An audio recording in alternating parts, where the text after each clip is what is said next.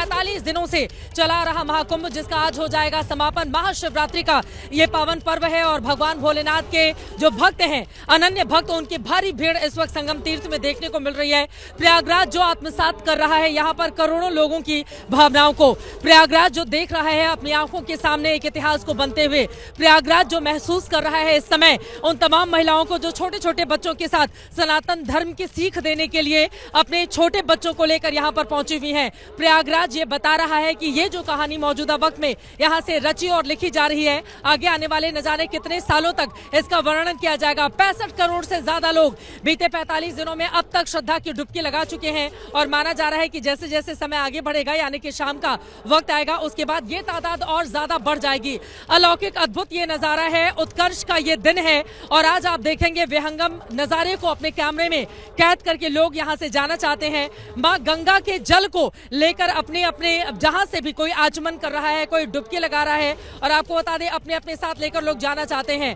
आज महादेव का भी दिन है, महाशिवरात्रि का ये पावन पर्व है। आपको बताते चले 13 जनवरी से शुरुआत हुई थी महाकुंभ की। उस समय अंदाजा लगाना मुश्किल था, सरकार की ओर से कहा जा रहा था 40 करोड़ लोग आएंगे, लेकिन जैसे जैसे दिन चढ़ता है चला गया। आप सोचिए 65 करोड़ यानी कि सनातन धर्म को मानने वाले लोग, उनकी आधी आबादी प्रयागराज में आकर बीते 45 दिनों में डुबकी लगा चुकी है और यहाँ के अलौकिक दृश्य को आत्मसात कर चुकी है। अलग अलग हिस्सों से हमारे तमाम सहयोगी जुड़े हुए, उनके पास लेकर चले, लेकिन उसके पहले दूर से आपको तस्वीरें दिखाना चाहेंगे। आप देखिए, जहां तक आप नजर डालेंगे सिर्फ और सिर्फ यहाँ पर श्रद्धालुओं का रेला, श्रद्धालुओं का तांता ही दिखाई देगा।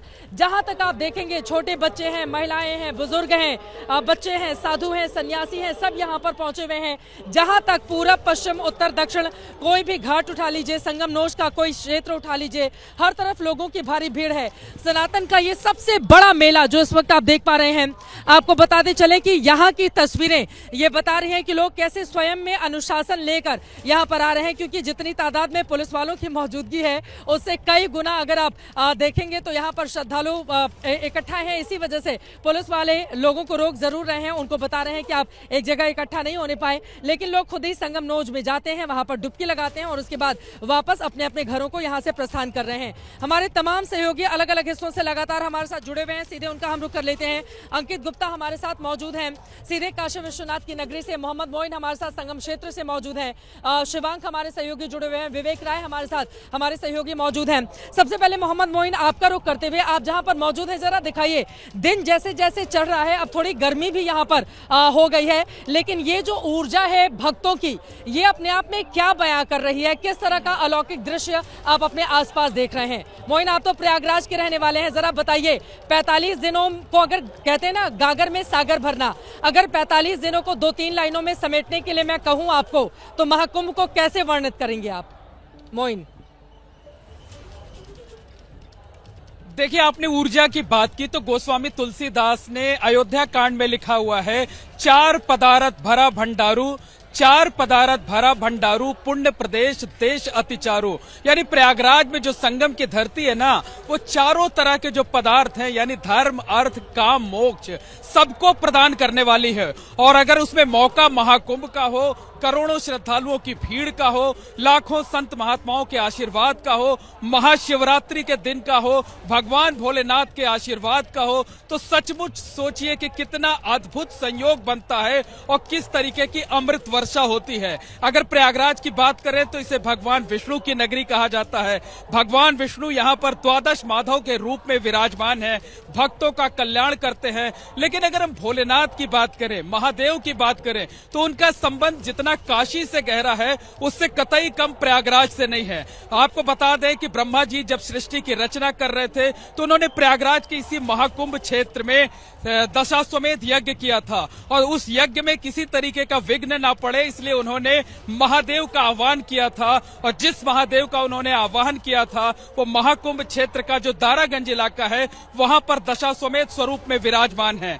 भगवान राम को जब ब्रह्म हत्या का दोष लगा था तो अलंका से लौटने के बाद भारद्वाज मुनि के निर्देश पर उन्होंने यहीं पर जो है पूजा अर्चना की थी, तब उन्हें ब्रह्म हत्या के दोष से मुक्ति मिले थे।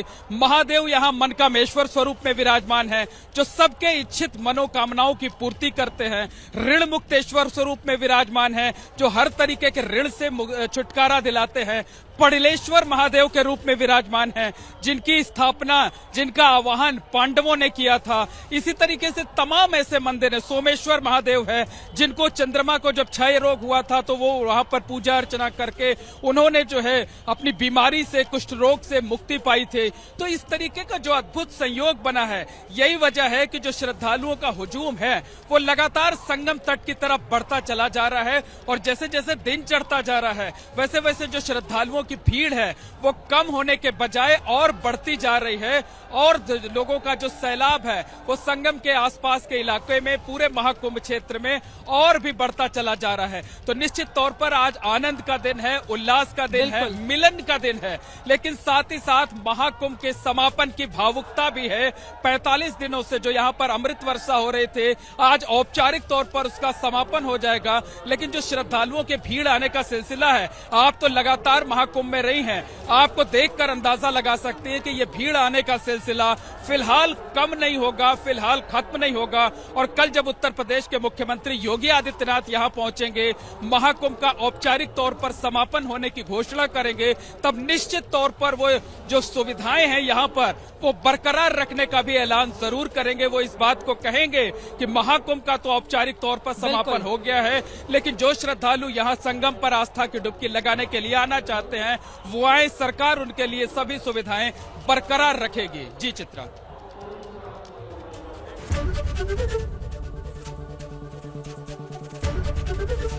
एबीपी गंगा, खबर आपकी, जुबान आपकी।